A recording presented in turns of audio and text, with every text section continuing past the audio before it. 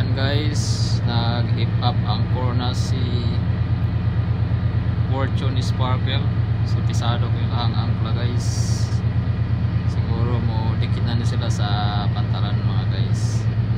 Yan, grabe katisado ka silang angkla guys. Oh, it's a very very tisado guys.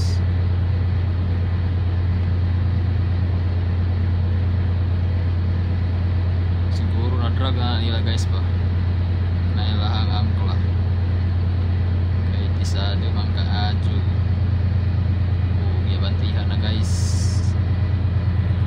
Yan, gibanti na si Fortune Sparkle. Yan guys, Fortune Sparkle, shout out sa inyong lahat dyan sa Fortune Sparkle. Saka doon guys, mayroong mga nag-practice ng chair dance dyan sa nag-practice sa baybayin.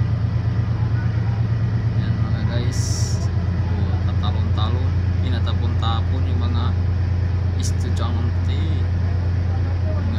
ito mga guys, siguro ito mga senior high.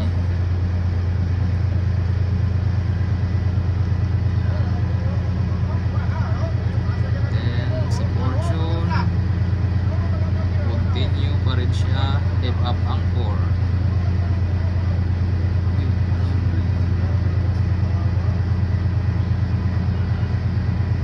Up and down na sila guys. Baka na napahura na siguro yan.